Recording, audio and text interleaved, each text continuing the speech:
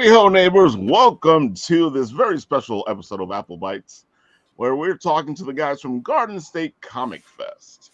And of course, you know that we love Garden State Comic Fest here. So let's start off with the whole group. That's why everybody's in the room at the moment. And there you have Dave O'Hare, Christina Garlick, James Hannon, and Keith Williams.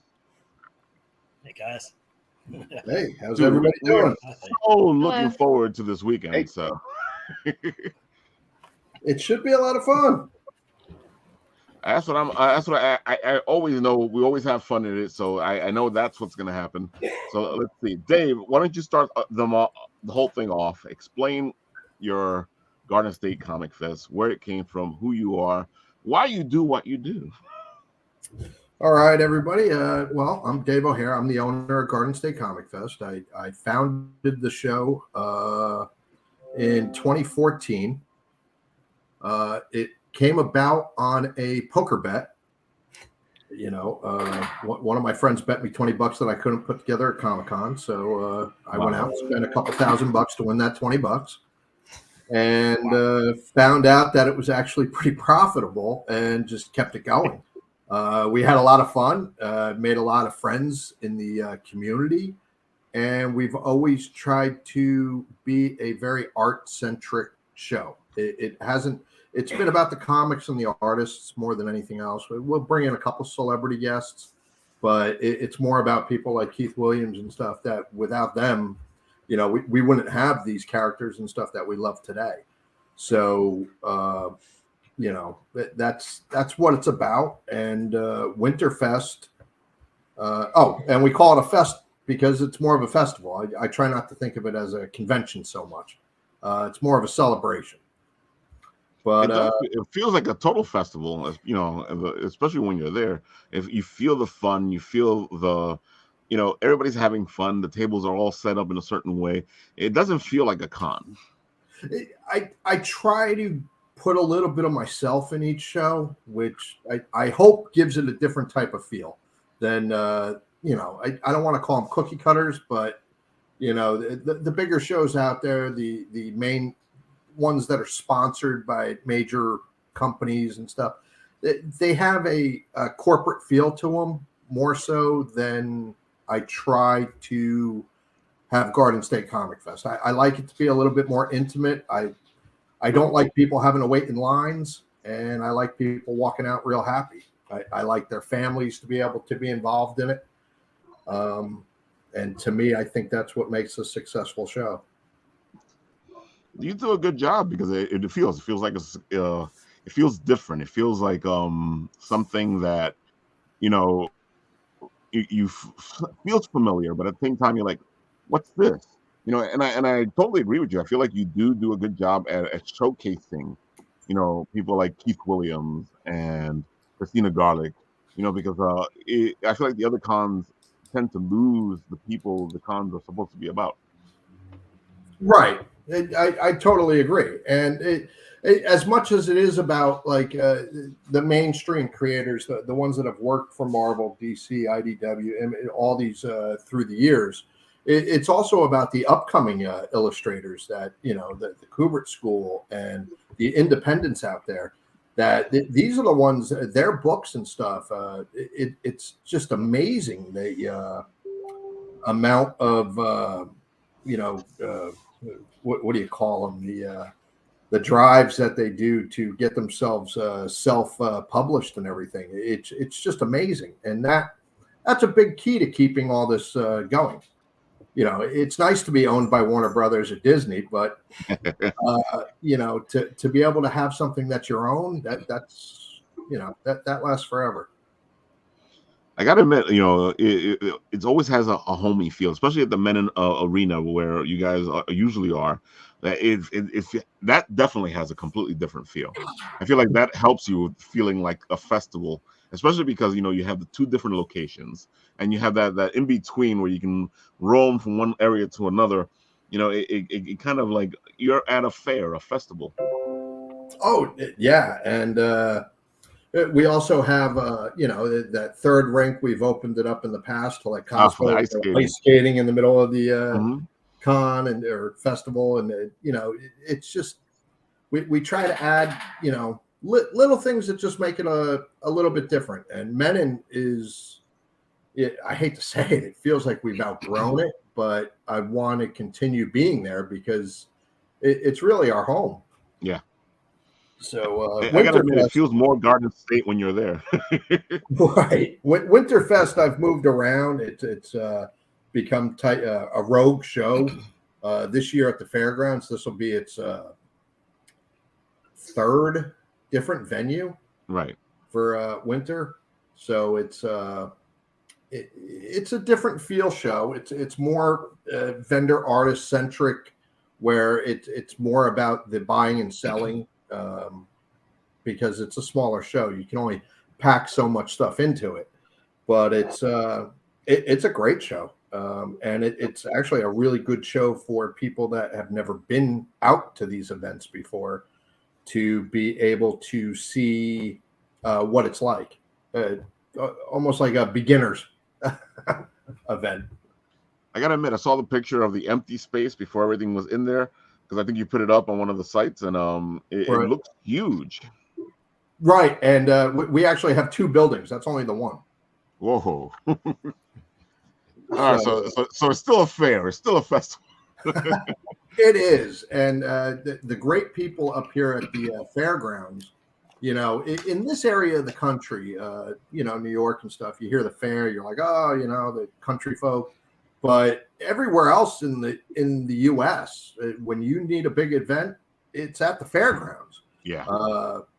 So, to be able to bring a show out to the people in Middletown, New York, and Scranton and those cities, and to be able to bring it down, they're excited. They don't have to drive anywhere, or they have something closer where, and then we have the shows closer to New York and stuff, like Menon.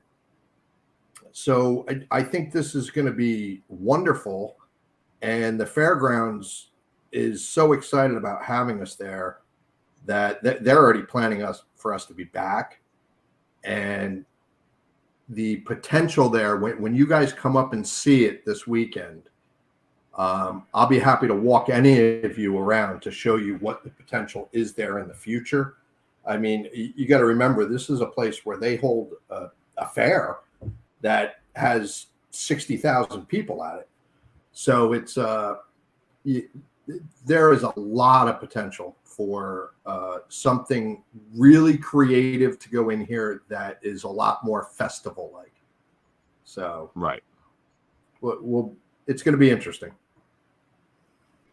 I'm really looking forward to it. I think I've tried to get to your second show a couple times, and each time something's happened. But this time I actually have a driver ready to go. Nice. So we're gonna be there Sunday, and I feel like we're just ready to have some fun. It's not even that bad from the city too, because I mean, public transportation, that is one of the biggest problems with the fairgrounds. Because when you get up into Sussex County and stuff, that it's non-existent. So the closest you can get is really Rockaway, where we've had Winterfests in the past, right. And then it's Uber.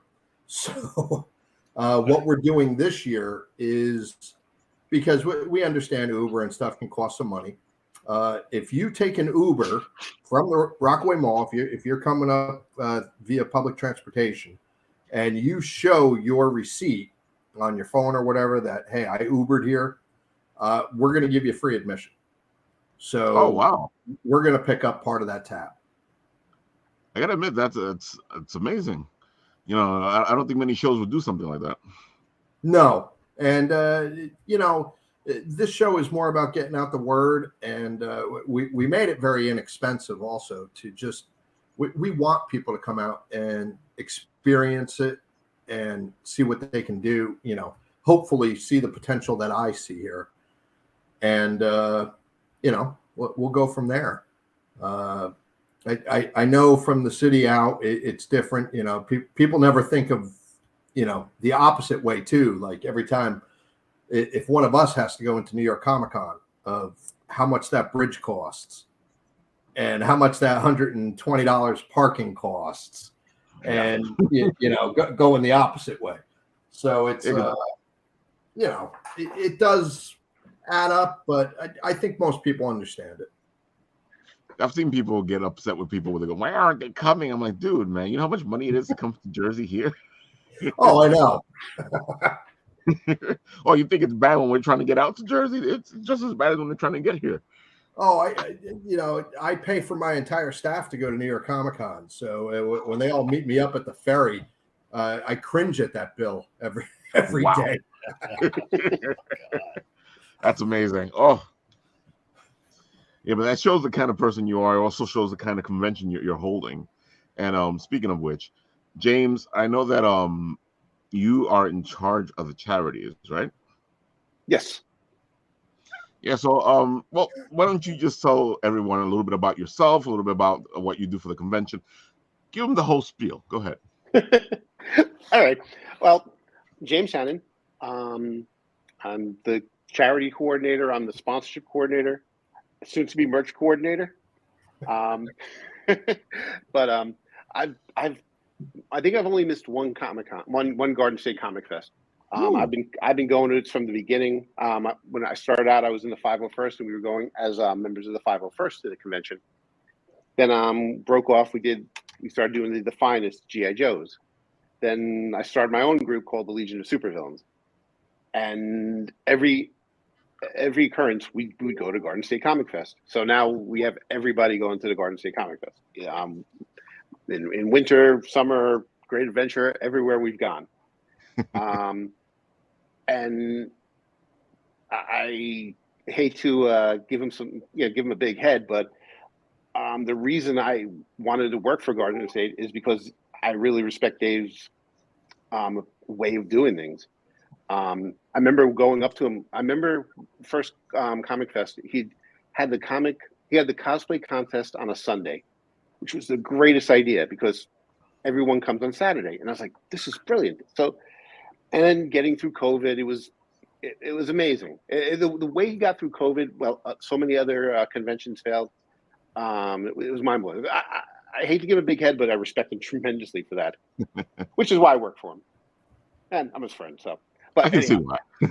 Yeah. So over the years, we with the various cosplay groups I have, we've done a few charity events for him. We've done a couple of coat drives. We've done a couple of pet. We do 11th hour now, but there was a we did a dog toy event. We did a bunch of different charity events for him. We did the so it's just natural. I just picked it up now, and we've got a great partner with 11th Hour Rescue. Love them. They do a great job protecting the cats and dogs, and getting them safe. And they're just good. They're good people to be around, and they really believe in what they do. So that's why I love being part of having them as a partner for Winterfest. What else we got? Yeah, I think that might be that's a good enough spiel for now. I was about to say you got a lot of stuff back there. You wear a lot of hats.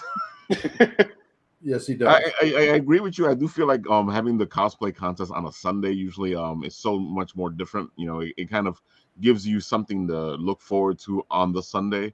Because usually everything's on Saturday. Everything happens Saturday. Everything's like, what the? Sometimes you can't even take a breath on a Saturday because it's like back to back to back to back. Exactly. Sundays. I mean, having that on a Sunday shows, hey, there's something really cool happening on it, and people will show up for that. So you'll. I mean, as cosplayers, most people want to go on Saturday, but it's like now they have to go on Sundays, and now people who go on Sundays have some cool cosplayers to see. I agree. And so cosplayers do add a lot to the show. They're amazing. Their outfits are just incredible. The amount of work they put into everything is breathtaking. Actually, I've been seeing a lot of people start doing things that you're doing, like here, like forming groups of cosplayers, and they go on to events. Yeah, I mean, having the group is great because you're not alone. I can in the East Coast pretty much, and I could probably do it with other shows across the country. At least pre-COVID, I could walk into any show on the East Coast and find a friend within 5 minutes of walking in the door. It's a great. I mean, it's great. It's a great feeling. It's a brotherhood of cosplayers. It's there's 501st, GI Joes, villains, everyone. It's a real cool feeling, and knowing. I mean, we just started a group in Australia, so hopefully that'll take off. Dude, yeah. Again, to me, it's amazing what cosplayers can do. I know a lot of people don't see them as anything special, but it's funny because they're so talented, they're multi-talented. They're working on different areas and aspects of what they do. Besides being geeks, they're also some of them are tailors, some of them are crafters, some of them are engineers. Because putting some of these outfits together, it's just amazing. Exactly, and they come from everywhere. I mean, we have cops, we have doctors, we have CEO of a company in our group. It's I mean, not a small company either, but these people come from like all over. It's really cool to find this mix of people. Oh, definitely, and like I said, they do add a lot to the show. I know that there's a lot of people out there that see cosplayers sometimes as a hindrance to the shows because they feel like they take away from sales. But I find that cosplayers are the ones that are ready to buy almost anything because they're geeks. Yeah. I mean, the conventions are. I mean, is your target demographic. People who love comics and everything so much, and they'll buy it hopefully. If I may say something, cosplayers are just as important as the people that come to buy artwork, or the guys that are there just for the comics, or the guys that are there just for the pop culture and looking at the toys and stuff. There's a niche for each group, and they all add something to the show. So if you take away one of them, everything's going to feel a little different. And with cosplay, yes, people do get upset when they stop to take photos in the middle of an aisle or lean on a table, or I've heard some stories about that. But at the same time, for them not particularly buying something, a lot of times you don't realize a cosplayer is buying something because they're not buying in costume. They actually get changed and go back out and buy. I know a lot of them that do that. And a lot of families that come to these shows, especially Garden State, they're coming with their kids because they want to see the superheroes walking around. They want those photos. And those people are coming out and they're buying, they're making purchases where they may not necessarily go to a show that was just about comics or just about art. It's what encompasses the whole thing that makes it a festival. And when you have people like Keith Williams, of course, legendary man himself here. I just saw him at a Cosmic Con. There you go. I'm beginning to lose names. Cosmic Con, there you go. And it's always funny to see Keith at any convention because usually there's a bunch of people around him, and all I get to do is go, "Hey Keith, how you doing?" So Keith, for those of the people out there who don't know who you are, which it has to be few, give them the whole spiel. Give them who you are, what you do. Let them have it. Well, let's see. Okay. Been in the business for about 40 years now. Worked for places like Marvel, DC, Dark Horse, King Features, Moonstone, Avatar Press. Yeah. And right now, working off and on with Power Comics Incorporated. Let's see. Took classes, art classes in high school, which were really cool, and went to school of visual arts. Had a teacher, Will Eisner, who created the Spirit comic strip, and it was really it's really great having him as a mentor. And once I got into Marvel, I was able to work with John Romita. He was art director at the time, and he had this group called the Romita Raiders, and I really learned a lot from him also. I also have to thank Don Perlin. He was the person that got me my first job at Marvel as a background inker, and that's how I started out, and got my foot in the door like that, and just kept working with different inkers and was learning a lot of stuff that way also, which was great. I was also an assistant editor at Marvel in the Spider-Man office. So, that was a flagship book at the time, and with Jim Owsley. And that was really great too. It was a very interesting experience being on the other side of the comic book job. And right now, what I'm doing is traveling around from convention to convention, as you know, and doing commissions. And every once in a while, maybe doing a print or a poster for a comic book or whatever, but yeah, that's mostly what I'm doing right now.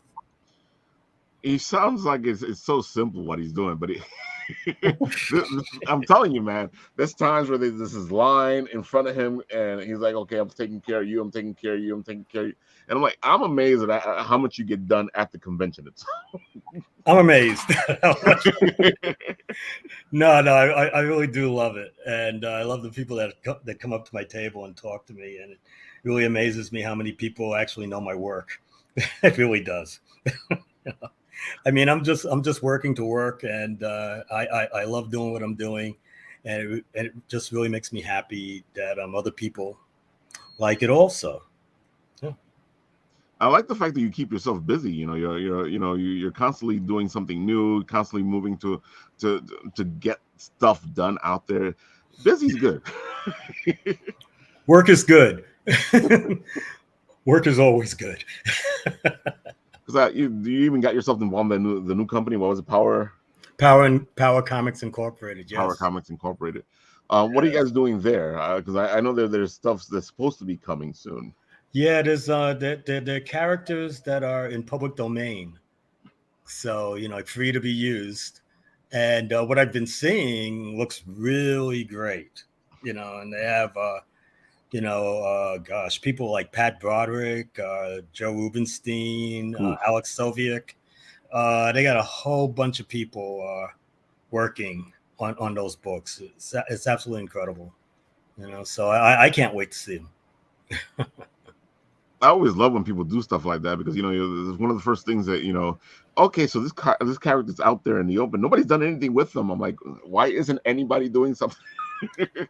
Yeah, well, I'll tell you, characters get forgotten. Yeah, I'll tell you, the people that are drawing them right now, they put so much life into them. They look so cool. You'll see. See, there you go, a little tease there from the man himself. Do check him out. Keith is fantastic. Oh, go see him at the show, dude. Right now, you can commission him to do something and pick it up at the show. Oh, look at that. Oh, do that. No problem. Sometimes you have to wait for months and years to get stuff from people, but no, you commission and go get. As long as his list is not full, so do it now. Yeah, do it now. I'm not that bad at the moment. Come on. No.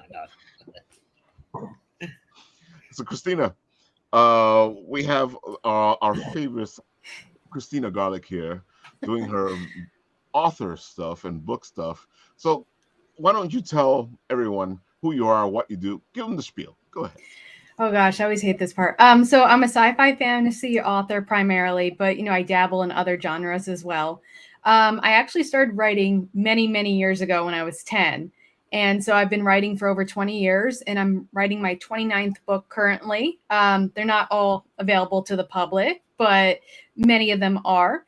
And while I don't do comics, I love reading them. I wish I could draw them and, or write for one of them. But I appreciate that medium. So that's why I always go to those conventions, because the people are just amazing. They're welcoming. They're kind. They're the best group of people you'll probably meet.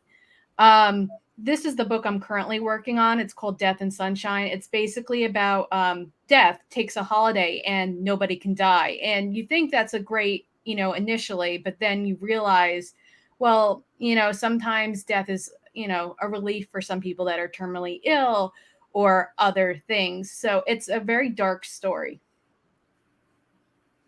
Dude, already sounds interesting. And I think you just released something now. Let's see. There Yeah, we go. so this one actually isn't sci-fi fantasy because I do, like I said, I do a lot of conventions, most of them comic related, and you'll have that one person every once in a while who's like, oh, I read more fiction book. I'm just here because so and so dragged me to the event. So I try to have something for everyone, whether it's superhero, zombies, time travel, fairy tales, Greek mythology, comics. So I decided to write a fiction book, and this one, it's mother-daughter don't get along because they've been estranged for many years, and the daughter and the mother decided to take this road trip to collect these junior ranger badges, which you can get at different national parks.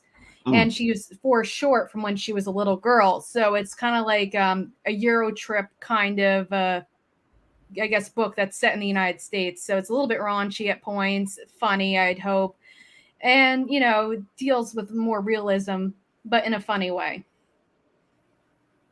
Well, I've been seeing you put this up, and I've been looking at it for a while. We've been discussing this book like for ages now. Yeah. At least it feels like ages. Well, this one, I usually write a book in anywhere from 2 weeks to 6 months, but this one dragged on. This one took me a year to write because I was also writing my dissertation for my doctorate. So it took a while, but it's kind of like a relief. Like, I think anytime you create something, whether it's art or a book or music, once you finish it, you can take that sigh of relief. Yeah. I think it doesn't matter what way you are creative, as long as you create something and you can put it out for people and other people can experience it. I think that's what makes these conventions are great. It doesn't matter who you are, what you do. There's going to be somebody there that likes your stuff. That's definite. And I think you do a great job at, going across the spectrum with your books, because like you said, you have something for everybody, and it actually does cross over into the comic industry, because a lot of what you have I can see as a comic book. Oh, well, yeah. I mean, actually, Haley Renee Brown, she's an up-and-coming comic book artist. She did a couple of my covers for my books. I like to meet different artists at these events and kind of like, hey, draw me a cover. And, maybe in the future I'll have a graphic novel, adapted from one of my books. But, that's not something in the near future, but maybe in 4 or 5 years. So I just have to make more connections.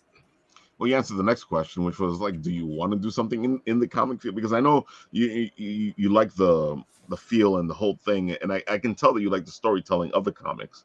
So I now you answered the fact that you do want to go in that direction. Oh yeah, absolutely. When I was a young girl, my uncle every Friday would take me to the comic book store and we'd buy an X-Men comic because that was one of my favorites. And, I think even though I write, in book form, I think a lot of my, the principal foundations of my books actually come from comics. Like, the underdog, that's one of my favorite things to write about. And you see that in X-Men a lot. You see that actually in a lot of comics. You have this person like, say maybe Peter Parker, like, when you see him on the streets, oh, that's just a nerdy guy that takes pictures, but then he's saving the day and he doesn't really get credit for it, so I like to put those elements in my books. Yeah, I've read a couple of your books and I've seen what you do, and I do feel like you do have that feel in there. So, and I can see where it's coming from, and I also agree with you, because like I feel like comics have influenced my writing in that way, where I feel like a lot of the stuff I do, I can see as a comic book at the same time as I'm writing whatever I'm writing. So, to me, it's all like unified. But, certain things have affected the way I've become as a writer, because I've put all of it together: D&D, comic books, everything that's happened to me has brought to me where I am now as a writer. And I feel like, that's the writer's journey. And it's one of the things that, a lot of people don't talk about, is the fact that, there's a journey to becoming a writer, because they all go, here's how you write.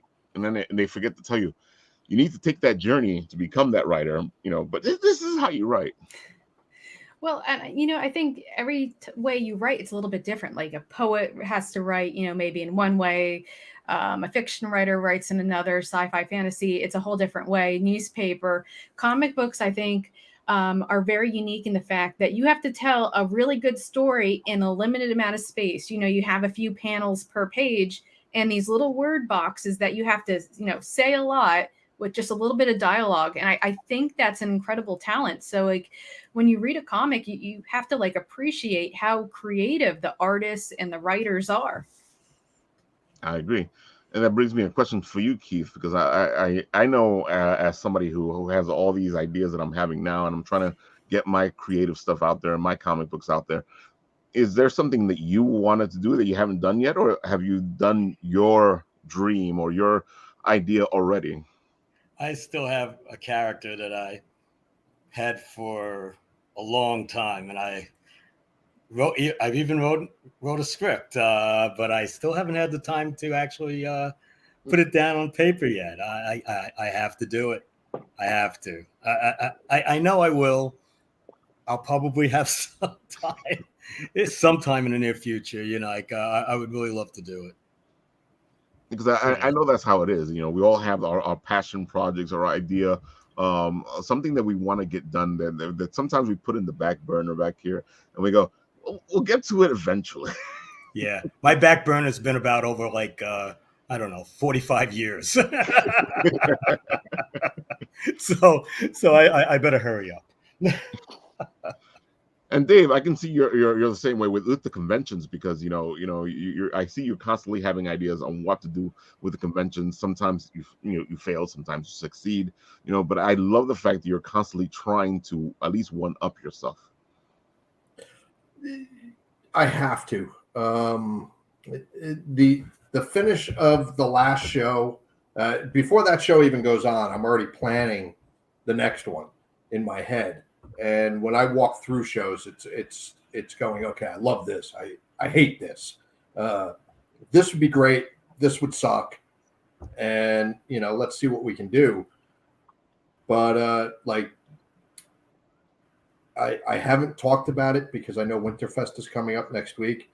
But Morristown this year is going to be the best show we've ever put on. I am like giddy over the guest list already. So, and I have some like names that it seems like every great name that we've ever had over the years wants to come back this year. I don't know what it is, but it seems like everybody wants in.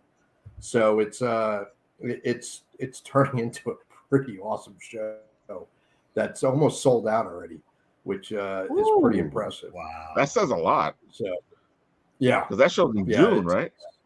It's in June, and I would say it's close to 90% reserved already, like all the space. So that's rare.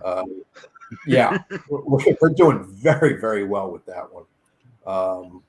And even Winterfest, when that went up in September, I mean, it basically sold out in a matter of days, to the point where you were just like, yeah, the tape, it's already gone. I don't have to worry about anything. So that's been one great thing of how much support we've been getting from the vendors, the creators, the writers, everybody that wants to do Garden State. But that also puts a lot of pressure on me because now I got to keep making it better. Exactly. And I come up with great ideas, some bad ideas. I'll run ideas past James there and Danielle and Eric, and they'll be like, "Oh wow, that really sucks. I can't believe you would think of that." But other times they go, "Wow, that's amazing." Sometimes I listen, sometimes I don't.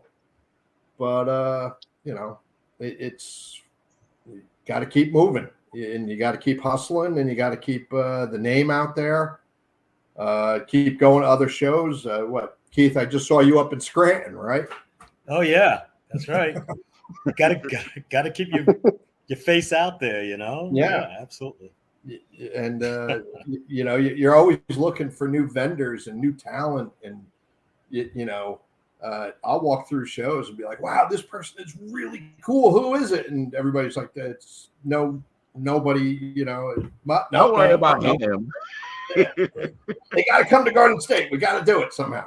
So, we were the first show that ever let Father Evil be a guest. He's great. So look at Father Evil now. Yeah, Father Evil. We love Father Evil. Texas and Brazil and everything else. I don't even know how we've done like I say 4 or 5 interviews with Father Evil from Garden State Comic. I think he spelled every one of the El Platini sins so far. But you do a great job with that, because the first time I saw Source Point Press was actually at Garden State Comic Fest. We actually had this whole thing where here's the interview where we saw Ben and Casey, and they were there at Garden State Comic Fest, and it was them. They were still up and coming. So that's you do a good job at bringing these talents in that people should see. Right. One of the big ones over the years was Team Ash, Ashley Witter and Ash Maxo. They did Squarriors. She worked for Harley Quinn. She did covers for Star Wars and stuff. And we were one of her first shows as well. And it's just, I don't know. I don't know how to say it, but I just want to put on the best for everybody, and hopefully I continue to do that without having too many bad ideas that make me crash and burn. Well, sometimes you have to take chances and all that.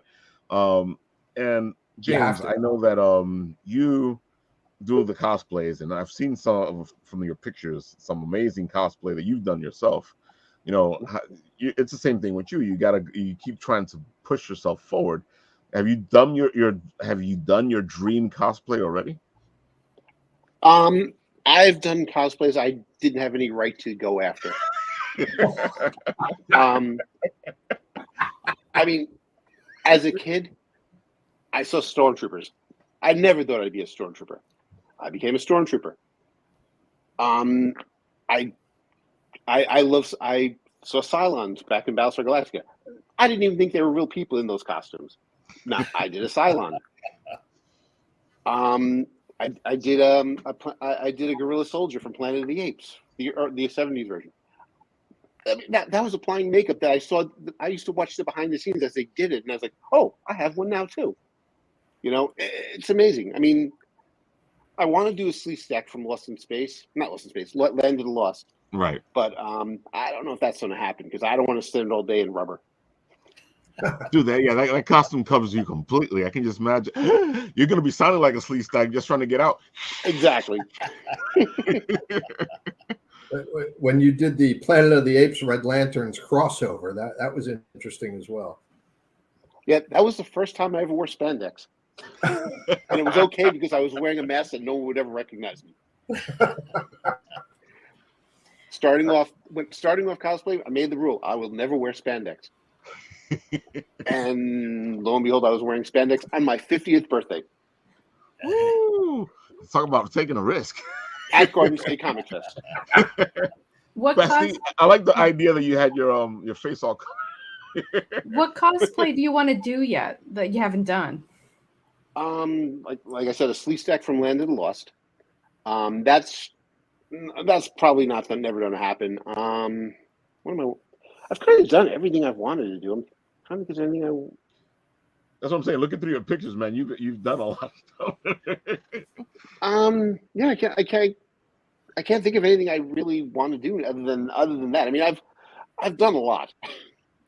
I've done Captain Cold, Two-Face, Stormtrooper, TIE Pilot, Jawa. Now I'm just trying to.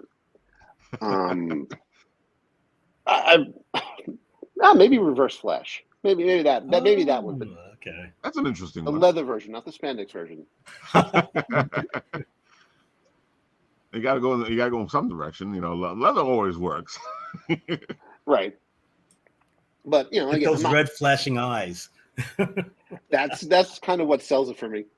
Yeah. I mean, that's what sold the Cylon for me. This thing going back and forth. Yeah, I love those. The worst part about it, on the other side of that, seeing that red light going back and forth, you're hypnotized by the end of the cost by the end of the day. That was a great show. It was. Everybody's like, "Oh, I love the new Battlestar Galactica." I like the original Battlestar. I love the original. one. I love the original. Had they named the new one something else, it would have been the greatest show ever. But they had to kill character. They had to disrespect characters in the first one to make the second one. So that's what's happening a lot in the industry now. They'll redo something, and then it's redone. And I'm like, no, it's not. This is a whole other show. Just call it something else. Right. The Star Trek movies by J.J. Abrams, they were amazing. They respected the original source material, and they respected the material, and they said, okay, we have this thing that happened. We can go off on our own new adventures. So it was kind of cool that they did that. I have a lot of respect for the original the second batch of Star Trek movies. Then they did the Rathacon one, which you can't redo Rathacon. That's because you can't beat Ricardo Montalban. Exactly. Who's in Planet of the Apes? What's a bad one right now of that Velma show? Oh, he's destroyed Scooby-Doo. I've heard so many bad things about it. I couldn't even watch an episode. I just no. I sat there and I was like, you know what? I'm going to watch this because I had heard of what people were saying already, and I was like, okay, I'm going to sit here. I'm going to watch this, and I'm going to see. And then, when I was finishing the second episode, I was like, I can't even say that it's just bad writing. It's a spoof technically of the Mystery Gang, but at the same time they're trying to be the Mystery Gang. But and I can just respect a spoof, but at the same time it just feels like this could, again, it's another show that could have been a whole other show that was spoofing the Mystery Gang, and it probably would have worked better if it was another show. But I can't even say that because the writing sucks. Family Guy did it better. Exactly. Family Guy, see, they know how to spoof people, and they get raw. They do a very good really destroy people. Well, I still like Supernatural when they did the Scooby-Doo thing. Oh, that was great. I love that crossover. That was great. That's been my favorite thing so far. The crossover between Supernatural and Scooby-Doo. It was just amazing to see the Supernatural characters in the Scooby-Doo universe, and the whole, my God, blood. Beheadings, yeah. Even that show is a kind of a spoof on it, but they did it well. Mm-hmm. I don't know, man. I feel like I was watching Night Court. I don't know if any of you have seen it recently. The new one or Night the old one? The new one. Okay, no. And so far, I saw 2 episodes, and I can't say it's bad. I can't say it's good. I can say I should watch a couple more episodes and see where they're going with it. But it looks interesting, at least, and they're very respectful with the past of the show. And I think that's what we were just saying. I think that's the reason why some of these work, is because they respect the history that was there. Right. Yes. And you don't see that a lot. I think that was the big problem with Star Wars. They didn't respect the history. They wanted to get to what they wanted to do, so they kind of chucked all our history out there, and then everybody's sitting there going, "The heck is this thing?" You get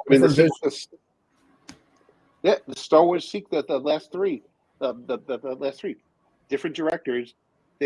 Each director threw out what the last guy did and tried to start a whole new thing, and made it so horrible. It could have been great. Yeah, could have been great. I feel like all they had to do was respect the old story, and you can do that. You can respect the old story, and then start whatever you wanted to start, because that's what you do. Especially that's my problem. You're writing a story.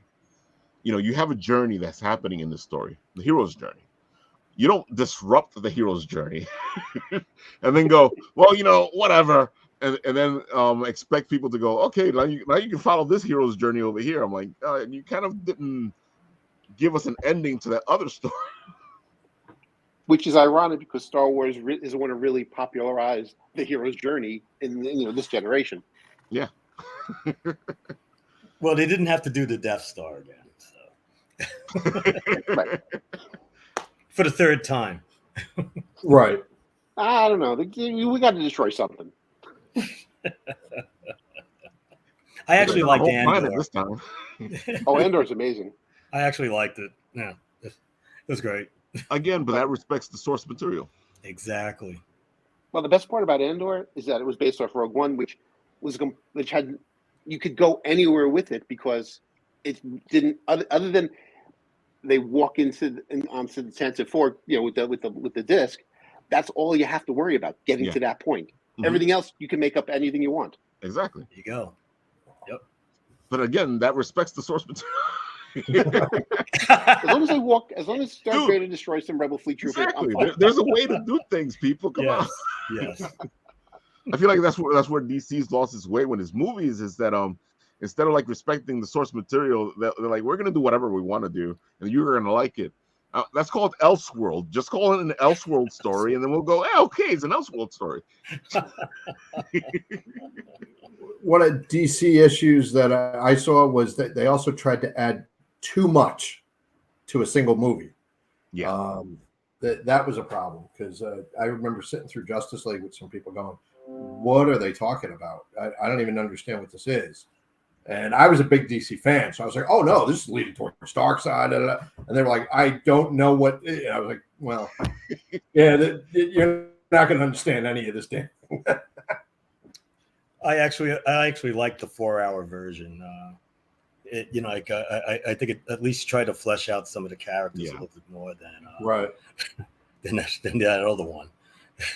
So. But they did the most unforgivable thing. They did not have Hal Jordan Green Lantern. Uh, and that killed me. I couldn't. I wouldn't even give it a chance. Once I watched the whole thing, and I was like, no. No matter what I thought about it, it was going to be that's horrible only because the other Green Lantern movie didn't do that. And it would have gone great had they just done the Sinestro story. The last 5 seconds of that movie was the greatest. Was the greatest part of that movie. The last 5 minutes. Yeah. The cameo at the end when he gets the yellow ring. That's it. Yeah. That was the start of I the wanted to see. There you go. There's your movie. That was it. Gee. Well, at least Ryan Reynolds fixed it in Deadpool, and he went back. Didn't he? Didn't he? That was the perfect. Man, all right. Oh my God, Deadpool's fantastic. I'm looking forward to that. I can't wait to see what they do with this Wolverine Deadpool team up. Oh wow, it's gonna be crazy. I'm sure. They'll probably fight each other at first and then Of team course. up like a buddy comedy. I'm thinking maybe like against Cable. Oh, I can see that. that'll be fun. I know this is them crossing him over to this universe, so I'm guessing it has some multiverse shenanigans. We're gonna have the DVA in there. I think so. Yeah. I think they go after him for many infractions. Could be with something with Wanda. Oh, True. that'd be You were gonna say, Dave? Are they allowed to go into that? Yeah, I think that's what they're trying to do. Is it all under one umbrella? This is their way of getting Deadpool into this universe. Right. All right. So that's the idea that I keep hearing, that this is how they get him here. Gotcha. It'll just be R-rated. Okay. So it's I kind of think- like how they're pulling Venom over, and they're looping them all in. Yeah, I think they're getting ready for Secret Wars. Yeah, Right. Okay. that's exactly what they're doing, which should be Can't interesting wait. to see. And I want to see which version of Secret Wars they do. Hopefully not 2. I only saw the first one. I only read the first one. Yeah. That was it. I didn't even look at 2. Yeah. But they did another one recently too, right? Another Secret War? Yeah, it was like a couple years ago. Oh my gosh. Like they redid it or something. They redid it again, yeah. I was gonna say, don't think anybody read I it. didn't read it, but I heard about it. Was it the Right. Scrolls again? Or was I didn't somebody read else? it. I did not read any. Wow. That says a lot. But I haven't been able to read anything Marvel or DC. Like I can't say nothing at all, but it's been pick and choose on what I can read, and the majority of it I'm just like. I just watched the cartoons. I gotta admit, They're the best. They're the best. exactly. Just like the DC cartoons are amazing. The DC cartoons are like, oh my god, this is what they should do in the movies. Yeah. Who are the writers on the cartoons? Why can't they cross over to the movies? Don't get it. I think it's because and I know it's one of the issues with these things is that it's too cartoony, and I'm like, it's a freaking comic book movie. How can it be too cartoony? How can it be too comic book? It's like when I was watching The Punisher the first time they made it, and they go, we're not going to put the skull on this chest because it's too comic-y. And I'm like, what? Everybody out there is wearing that skull. Right. I think the problem is that it's kind of like nepotism for the movies. They want to give the movie to their friend or this popular writer who doesn't have that passion for the comics. You need a nerd to write comic book movies, and then they'd be good. Yes. The same thing with the actors in the movies too, because sometimes you get this actor and they're playing this character, and you ask them a question about the character, and they go. Well, sometimes the directors tell them not to read the comics, but I've seen that too. Hugh Jackman said he did it anyway. Henry Cavill does, and those are really great actors. Right. That's smart. They should do that. Yeah. I mean, Hugh Jackman is much different than Wolverine in the comic by a couple feet, I think, in height. Oh, yeah. Wolverine's more hairy.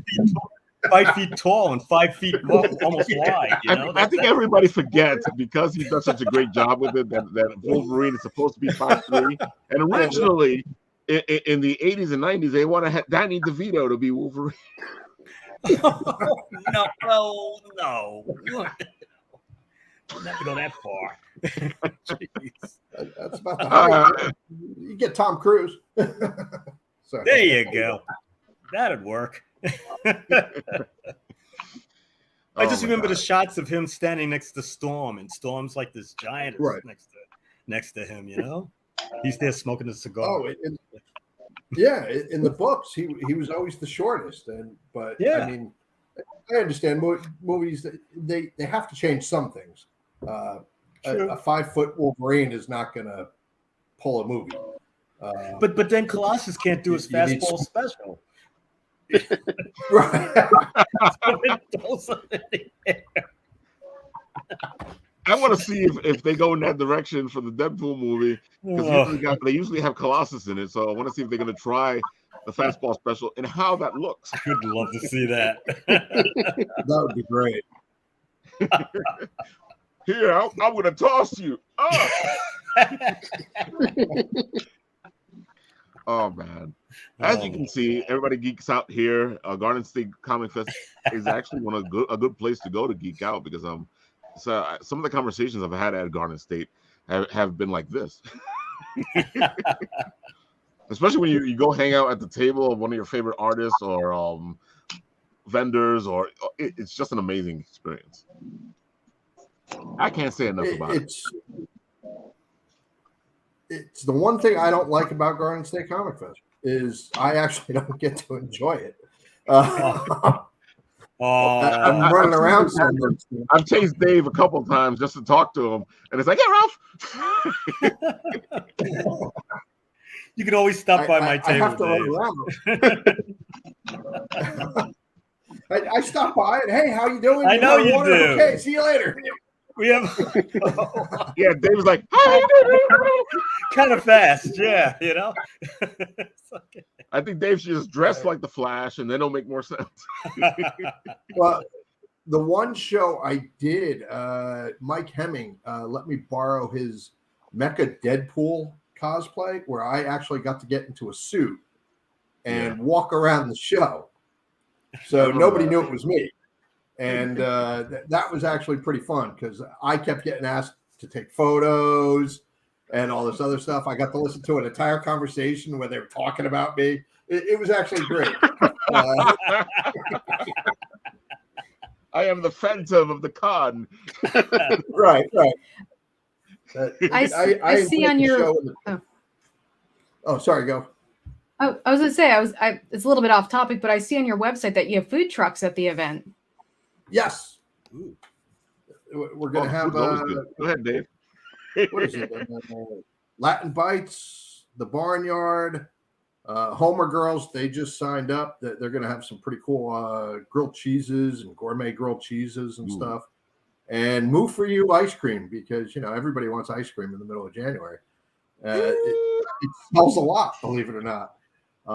Because there's no food there. So this is going to be neat that between the two buildings, we're building like this little food truck court that everybody gets to walk through as they're going from building to building. And so that's one good thing about the fairgrounds that we don't have. Well, last year in Menin, we were allowed to have food trucks too because COVID shut down their concession stand. And this year at Menin, we're going to have food trucks again because nobody got the bid in on time. Thank you, government. So I get food trucks. Wild Bill's going to be there this weekend? Wild Bills will not be there this weekend, but they will be there in June. Okay. And from what I understand, this year we will have the exclusive Garden State Comic Fest mug. Ooh. Oh yeah. Okay, now we're salivating here. Yeah. I can die happy because that's what I've been asking. Dude, man, I got so many mugs from Wild Bill's, and I forget to always bring them with me. Right. Nobody ever brings them back. with you. But this is a Garden State Comic Fest mug. Oh yeah. That's all that matters. That's why I have so many Wild Bill ones because I keep buying. Right. It doesn't matter. It matters what they're showing me. So now that I can get a Garden State Comic Fest one, of course I'm gonna have to buy another one. I buy the mugs. I don't even like the soda. I fill it with water. They're fantastic mugs. I use my mug here for a bunch of different drinks. And I'm diabetic, so all I can do is drink like the diet or the sparkling water out of it. All I really do is just look at them. Yeah. I get it. I was at AwesomeCon and I got one of those mugs and I'm kind of cheap. So I'm like, I'm going to get my money's worth. And I don't even really like soda that much, but I ended up drinking 24 glasses of soda while I was there over the 3 days. You got your money's worth. Yeah, I was like, I'm going back. Oh, yeah. Maybe you should dress like the Flash. I know. What I love about them is, all you got to do is you bring the mug back, pay $5, and it's unlimited drinks again. Oh, yeah. But you got to buy a new mug. You can bring. You got to remember the drink. No, you got to buy a new one for the new show. Oh, that's that. I'm gonna build that. That's gonna happen anyway. Oh man. So as you can see, the Garden State Comic Fest is a lot of fun. It's a lot of geeks. There's a lot of interesting things happening at the convention. So since we're here at the top of the show, starting with Christina, tell them where they can find you and where they can get your stuff and all that stuff. And then, let's go down the line. You can find my stuff at ChristinaGarlic.com. You should be able to see my name on the screen. You can also get my stuff on Amazon. And then also at conventions. I like Garden State Comic Winter Edition. There you go. I totally messed that up. Garden State Comic Fest Winter Edition. There we go. We're working on that one. It's a very I long know. name. I know. Condense it. All right, James, go ahead. I'm currently working on my jameshannon.com website, which would have everything, but right now it got hacked, so I had to start from scratch. Okay, But because I went to look for your stuff, and there was nothing there, and I was like, "Uh-oh." yeah, I had to restart, and just getting into. I just don't want to do it again. I did all that, but basically, you can find me on Facebook, Instagram. It's either James Hannon, Lantern Media, or my new one, Board Game Sherpa, which is a board game YouTube channel I'm starting. Oh, cool. I don't think I've seen a board game YouTube channel. They're out there. Okay. And Dave. Oh, well, I'm Dave. Garden State Comic Fest, GardenStateComicFest.com, GSComicFest.com. We're on Instagram at GS Comic Fest. We're on Facebook at Garden State Comic Fest. Google Garden State Comic Fest. We're out there. And the shows are this weekend, January 28th and 29th at the Sussex Fairgrounds here in Sussex, New Jersey. And then Morristown, which is our flagship show, will be June 24th, 25th at Menon Arena in Morristown. And by then we'll have a couple other cool ideas and stuff that are in the pipeline right now. Are you still doing the Six Flags? We are not. That was another thing that got cut during COVID because when the amusement park got shut down, that was it. And unfortunately, the entire team that we worked with at Six Flags were let go during COVID. Oh, wow. So that explains a lot. Last time I went to Great Adventures, it was like a whole different place. Yeah, all new management, a new CEO, everything in the park now. So it's not the park that you remember when we were there. Exactly. So we're okay with that. So we're just gonna start up something better, and but we do miss the amusement park too because the backdrops that you had there were pretty cool. Dude, yeah, you're doing a comic and you have all this DC stuff behind you. It's just perfect, especially because they have their whole justice. Yeah, we had the Legion of Doom in front of the JLA headquarters. That's amazing. Talk about trying to take over the world. Exactly. Start there. All right, Keith, let them know where they can find you. You can find me on Instagram, Keith Williams Comic Book Art. Also on Facebook, Keith Williams, you'll see the Phantom Ring, and me, and there it is, like that, and that'll be me. And if you want anything, a commission or whatever, you can DM me either one of those two spots. Dude, get on that, people. You heard it right now. You can do a nice little commission from Keith Williams. You can DM him right now and pick it up at Garden State Comic Fest. Pick it up at Garden State. Blows my mind. I will be bugging you at Garden State. I have a commission for you, Keith. Oh, okay. It starts. Okay. Christina, one more thing, because I know you're pretty much starting your own type of events and things like that. Because I know you just did the chili cook-off, and I know in May you're probably gonna redo the arts event again, right? Yeah, I'm hosting the 5th annual Arts in the Park in Randolph, New Jersey. I'm the event planner for the town of Randolph. So I not only write books, but I plan all these events throughout the year. Mostly, if you live in Morris County, New Jersey, then they're great. Like I actually have Glenbrook Brewery, which is in Morristown, coming to my event, a bunch of reenactors, sensational soul cruisers, the 80s revolution. I just have a bunch of random artsy stuff at the event. And that's May 20th, 2023, 11 a.m. to 5 p.m. And if you go on Randolph Special Events NJ on Facebook, you can see all of my events. I don't want to sit here and bore everybody, but they are there. And you're still looking for vendors for the event, or did you fill it up? I have 7 vendor spaces left, I believe. Not bad. Yeah. Hit me up at Winterfest. Garden State will take Okay. a vendor spot. All right, cool. There we go. Now you got 6. There we go. That's what we love here, people. We raise each other up because it's the best way to rise. That's it. You know, and that's why I've we wanted to do your event for a while, so. Yeah, I mean, it's pretty close. Maybe you can get some local artists to sign up for, your event in the summer. And also just to get people to know about it. Because like I said, Morristown's not that far away. Yeah.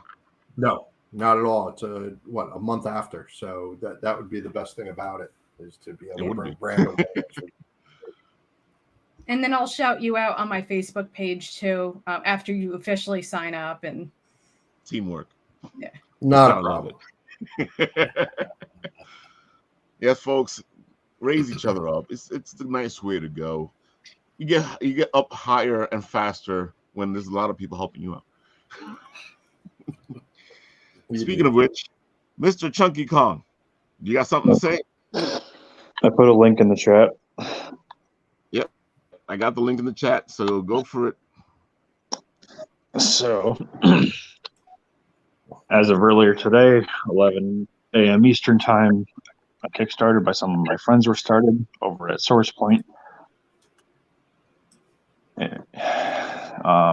We had them on the show about a month or two ago to talk about kind of the same book, but Pocus Hocus Volume 2, Number 1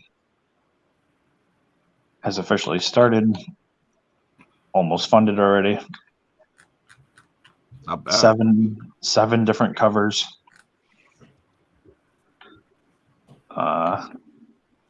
All 7 covers also have a medal that you can get.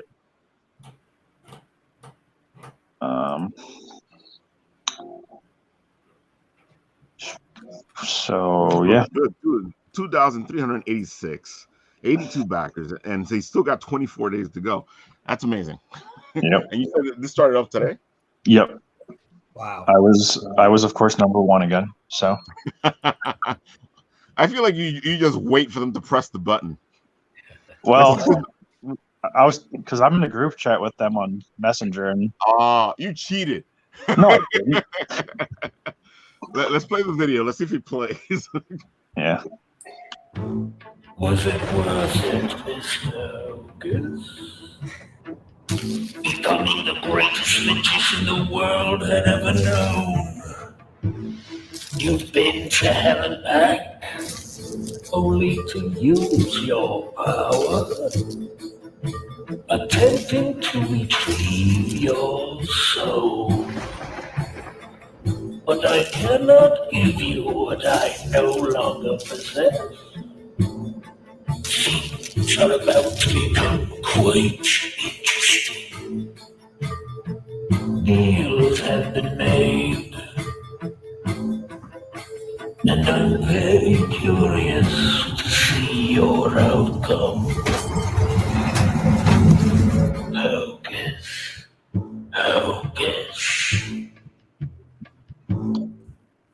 Whoa. I think that's probably one of the best videos we've ever played on here. Dude, I can't believe that played without a hiccup. And it looks really good. Yeah. Do yourself a favor, go support Pocus Hocus. On the side here, we do have Mystic Despair saying hi.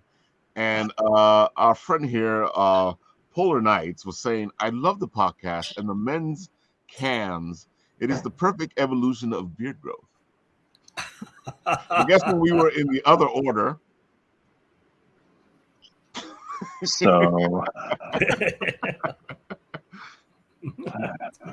I talked about that. Go to your yeah, Bitsy Tandem's got 2 Kickstarters that end tomorrow. Today. Oh, did they end already then, or no? No, they end like at the middle of the night. So soon. You're the Bunny calendar. Yep. And trash pins. Trash pins.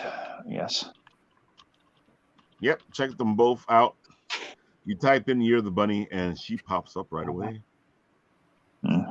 She's Here we not go. at her goal, so help her out. Yeah. She has goes less You're the than, I Bunny. believe this morning it was like 20 hours. So Ooh, Yep. So both of them need a little bit of help. You got 12 hours to go on this one. She's halfway there, 583, 20 backers. Come on, folks. I think we can help her out to get to her 1,000 goal. It's not much. It's doable in 12 hours. I've seen others fund faster. You know, so I can see us Ralph, we being just able to help her showcased out. one that funded faster. Huh? We just showcased one that funded faster. Exactly. That's what I'm saying. We can do this, folks. So go check out Bitsy and her stuff. It's amazing. Both Kickstarters are ending today. Bitsy Tandem on the first one and Year of the Rabbit on this one. You guys can get right there to it. Yep. So, go to your local comic store and ask if they can get in Parallel Special Edition. No. Too bad. Shut up. Just because you didn't get your comic doesn't mean you get to be mean to me today. I think that's why he's being mean to you, because he didn't get his comic. Yeah. I know. I just backed Pocus Hocus. Hey. All right. Yay. I gotta admit that Pocus Hocus looks really good. They usually have a pretty quick turnaround too. They just sent me a picture earlier showing my black and white hardcover. So, dang, they really want to get you. But yeah, no. Also, on the discussion of conventions and all, and my name being the way it is, Because he's going to be at a shrine where people give him bananas. Yeah. March 25th and 26th, I will be in Bowling Green, Ohio for Anna Marathon. I will be there both days, as well as hosting a panel on Saturday night about Chunky Kong. And his relation to murders. Yes. Look, man, just because Chunky Kong killed Epstein. Oh, wait. We're not supposed to say that. Yep. Come find out what truly happened to Epstein. And Queen Elizabeth II. And Queen Elizabeth. I still think that Chunky's really some monkey that is supposedly dead. Come find out, as I said. There you have it, folks. Go check out our friend Chunky here. Yep. And Nat, is there anything you wish to say? Oh man, is there anything?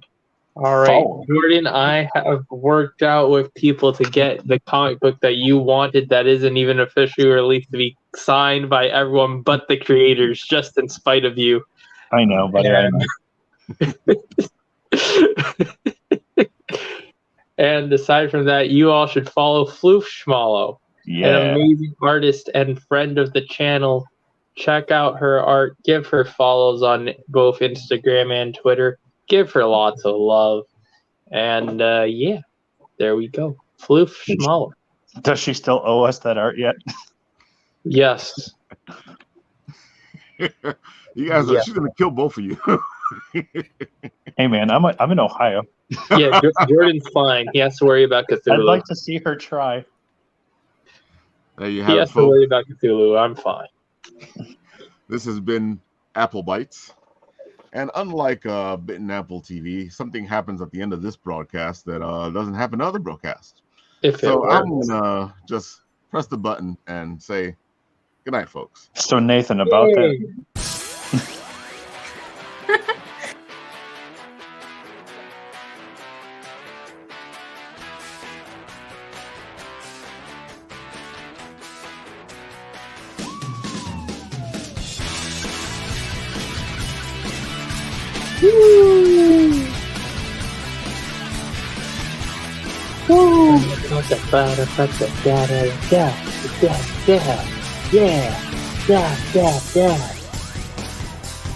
Oh, Instagram at Bitten Apple TV. How has I said that? See you next week. Oh, very nice, very nice. Oh, there's me and Ralph and Kevin and Leslie. Oh, Applebite. Live on Mondays at 7:30, but today's Tuesday. Blue Schmall, what?